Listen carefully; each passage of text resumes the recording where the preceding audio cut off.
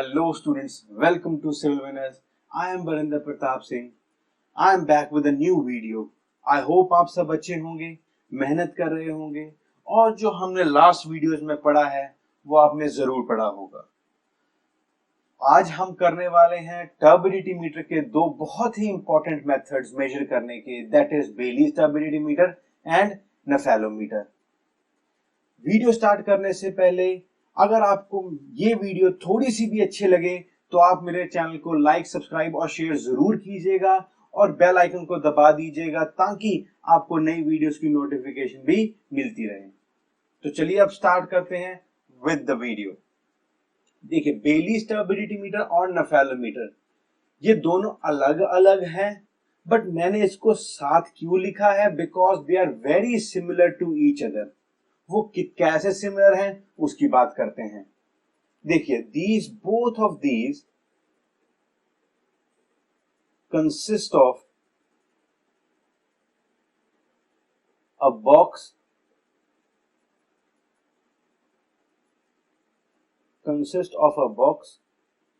And जो क्या है, अंदर से ब्लैक कलर का पेंट वो होता है।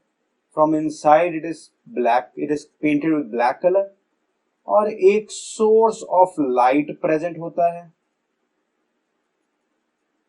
जिसको let's take it as bulb, ठीक है।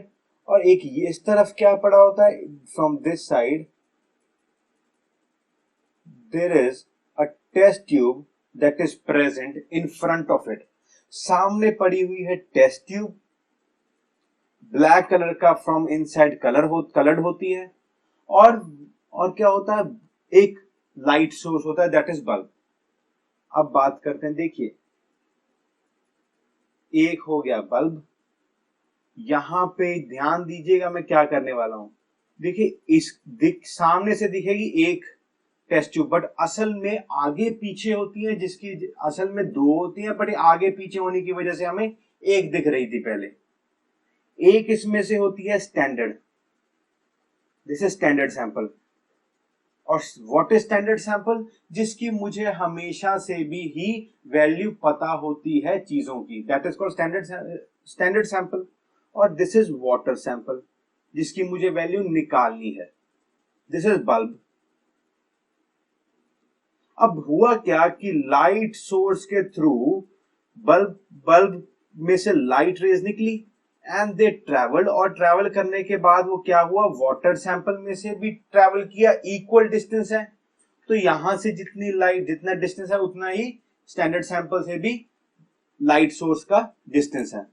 तो यहां से जब लाइट रेज निकलेंगी तो वाटर सैंपल में से भी पास करेंगी और स्टैंडर्ड सैंपल में से पास करेंगी, और इसमें से जितनी अमाउंट ऑफ लाइट पास करने के बाद इंसिडेंट होगी या निकलेगी किसमें से, वाटर सैंपल में से पास होने के बाद, उसको हमने मेजर करने का तरीका निकाला है थ्रू अ डिवाइस। और उस डिवाइस को मैंने क्या बोलते हैं, and that device is called photometers, ठीक है। फोटोमीटर्स के थ्रू हमने देखा कि कितनी इंटेंसिटी ऑफ लाइट सैंपल्स में से पास करने के बाद स्ट्राइक की किसके ऊपर, फोटोमीटर्स के ऊपर। और फोटोमीटर्स क्या करता है,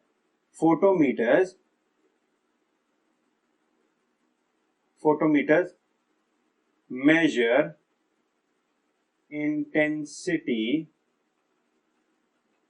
of light falling on it, इसके ऊपर जो गिरती है जो light, on it in the form of EMF. ये याद रखना हमने, ठीक है। तो एक चीज समझिए, जब ईएमएफ की वैल्यू आ गई फोटोमीटर में से, समझ ली जितनी भी वैल्यू आई उसका मैच इसके साथ कर गया, किसके साथ, स्टैंडर्ड सैंपल के साथ। और मुझे पता चल गया कि जो ऊपर वाटर सैंपल के थ्रू जो सामने फोटोमीटर था दैट उसकी ईएमएफ की वैल्यू, और जो स्टैंडर्ड सैंपल के सामने फोटोमीटर है उन दोनों की वैल्यू ईएमएफ वैल्यू मैच कर गई। इट मींस कि जितनी टर्बिडिटी स्टैंडर्ड सैंपल की जो हमें पता थी उसी के इक्वल क्या होगी, वाटर सैंपल की भी टर्बिडिटी होगी। तो इससे हमें क्या मिल जाएगा, वाटर सैंपल की टर्बिडिटी ऑटोमेटिकली मिल जाएगी। अब बट ये भी तो केस हो सकता है कि उसमें से जो ईएमएफ की वैल्यू वाटर सैंपल में से आई है वो असल में मैच ना करे स्टैंडर्ड सैंपल के ईएमएफ के साथ। तो तब क्या करेंगे कि हमारे पास बहुत सारे स्टैंडर्ड सैंपल पड़े होते हैं और वो बार बार हम वहां से हम स्टैंडर्ड सैंपल में से पास कराते जाएंगे और जब तक वो वाटर सैंपल की ईएमएफ के साथ मैच नहीं करता तब तक वो पास हम करते रहेंगे। और जब वो पास हो गए साथ ही साथ क्या होगा, हमें वैल्यू मिल जाएगी किसकी, टर्बिडिटी की, वाटर सैंपल, दूसरे वाटर सैंपल की भी।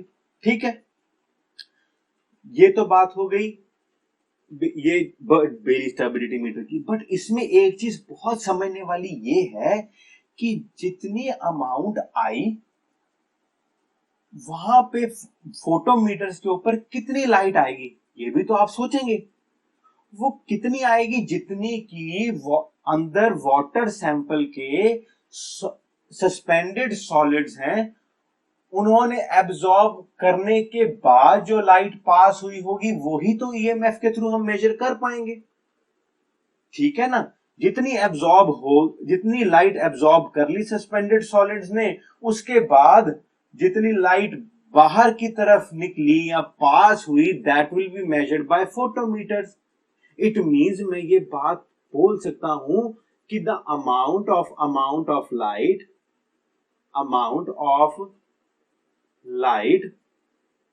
passing through water sample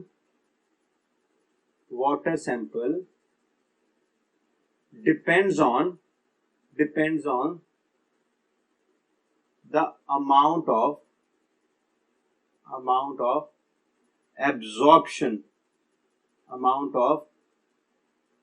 absorption of light by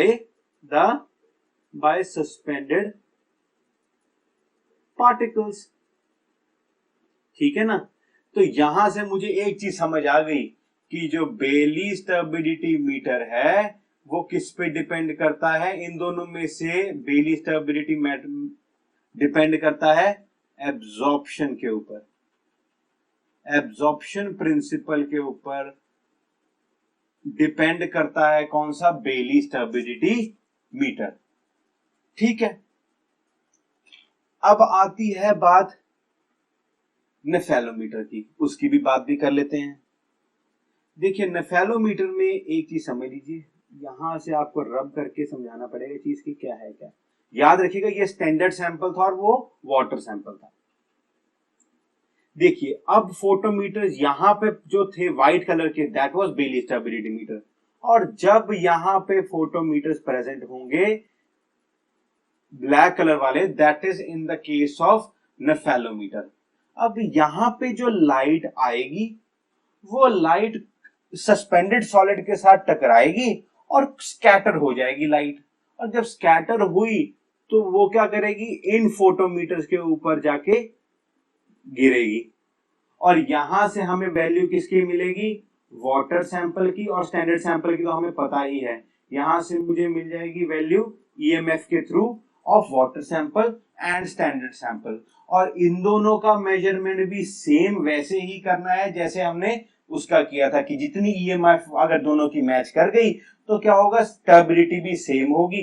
but इसमें एक चीज समझने वाली ये है कि नेफेलोमीटर क्या कर रहा है, डिपेंड्स किस पे कर रहा है, स्कैटरिंग प्रिंसिपल पे डिपेंड कर रहा है।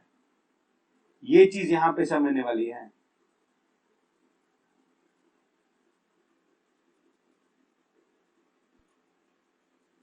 ठीक है, स्कैटरिंग प्रिंसिपल पे डिपेंड करेगा, बस अंडरस्टूड। अब आगे चलते हैं,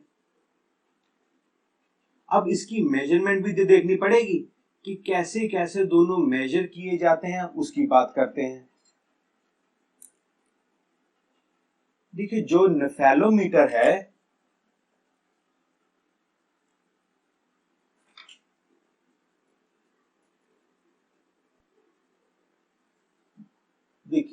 जो नेफेलोमीटर है, नेफेलोमीटर की स्टैंडर्ड एक यूनिट होता है जो यूज किया जाता है टू कैलकुलेट द टर्बिडिटी, और वो कौन सा होता है? That is NTU। याद रखिए, nephelometer depends upon the scattering principle, NTU, that is the nephelometer turbidity unit. ठीक है, अब बात करते हैं, ये तो हो गई नेफेलोमीटर टर्बिडिटी यूनिट, बट ये अकेला स्कैटरिंग प्रिंसिपल पे एक ही इंस्ट्रूमेंट थोड़ी है। बहुत सारे ऐसे इंस्ट्रूमेंट हैं जो डिपेंड करते हैं किस पे? स्कैटरिंग प्रिंसिपल पे। अब उनके लिए भी तो एक अलग एक यूनिट होना चाहिए, क्योंकि नेफेलोमीटर ने तो अपना एक यूनिट चूज कर लिया, दैट इज NTU। तो उनके लिए कौन सा यूनिट होगा जो डिफरेंट डिफरेंट और भी ऐसे ऐसे प्रिंसिपल, स्कैटरिंग प्रिंसिपल पे डिवाइसेस वर्क करते हैं, उनकी बात कर लेते हैं अब। So we can say that there are many devices based on scattering principle। यही बात तो बोली अभी, स्कैटरिंग प्रिंसिपल पे डिपेंड करता है। And for all those devices हमने क्या किया? हमने एक स्टैंडर्ड यूनिट निकाल लिया, स्टैंडर्ड यूनिट, जनरल यूनिट जो हम यूज करते हैं, दैट इज कॉल्ड FTU। बिल्कुल नहीं भूलना ये क्या होता है। FTU is formazin turbidity unit. अब देखिए, ये बड़ा आपको बड़ा आसान हो जाएगा समझना। देखिए, जैसे हमने पहले किया था, वहां पे क्या था? वहां पे भी हमने चेक किया था कि कितना 1 सिलिका यूनिट था कि नहीं था। उसमें भी हमने क्या चेक किया था कि द अमाउंट और the turbidity due to 1 milligram of silica in the form of SiO2 in 1 liter of distilled water। उसी तरीके से FTU क्या होता है? जो अगर मैं लिख दूं यहां पे F1 FTU, it means turbidity produced by addition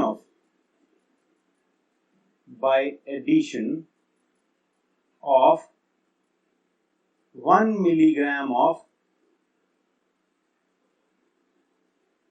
formazine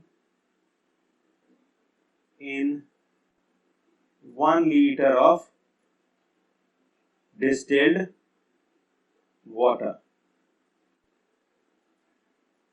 ठीक है, आई होप ये चीज आपको समझ लगी होगी। एक बार मैं थोड़ा सा जल्दी से जल्दी हम एक बार रिपीट कर लेते हैं कि हमने क्या किया है। देखिए, बेयलीस टर्बिडिटी मीटर, यहाँ पे ब्लैक कलर फ्रॉम इनसाइड था, यहाँ पे लाइट सोर्स था, यहाँ पे टेस्ट ट्यूब थी, 2 थी, स्टैंडर्ड सैंपल की थी और वाटर सैंपल की थी। बल्ब ने क्या किया? इंसिडेंट लाइट पास की, पास करने के बाद कितनी अमाउंट ऑफ पास हुई, एब्जॉर्ब होने के बाद उसको कैसे मेजर करते हैं? फोटोमीटर्स के थ्रू मेजर करते हैं, और वो किस फॉर्म में देता है? EMF की फॉर्म में देता है। और ये मैंने क्या बोला अभी? एब्जॉर्ब करने के बाद। So it means Baylis turbidity meter depends upon the absorption principle.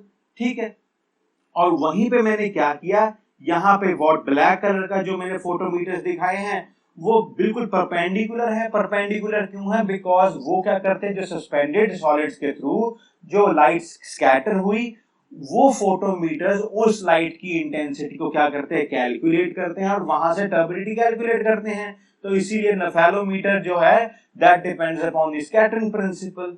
ठीक है, और दोनों, और नेफेलोमीटर के एक स्पेशल यूनिट होता है जो हम यूज करते हैं मेजर करने के लिए, that is called NTU, nephelometer turbidity unit. और जनरल जो हम और सारे स्कैटरिंग प्रिंसिपल पे डिपेंड करने वाले डिवाइसेस हैं, उनके लिए हम यूज करते हैं FTU, that is formazin turbidity unit.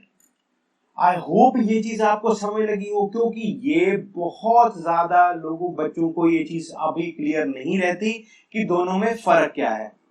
I hope ये चीज आपको समझ लगी होगी। आगे भी अगर कुछ प्रॉब्लम हो तो आप मुझे कमेंट सेक्शन में पूछ सकते हैं, और मेरी पूरी कोशिश होगी कि मैं आपको पूरा पूरा इसका जवाब दे सकूं। आगे हम करेंगे और फिजिकल यूनिट्स पैरामीटर जिसमें आता है, जिसमें हमने नेक्स्ट क्लास में कलर के रिगार्डिंग भी बात करेंगे, टेस्ट एंड ऑर्डर के रिगार्डिंग बात करेंगे। तो मिलते हैं नेक्स्ट वीडियो में। थैंक यू सो मच, मेहनत करते रहिए।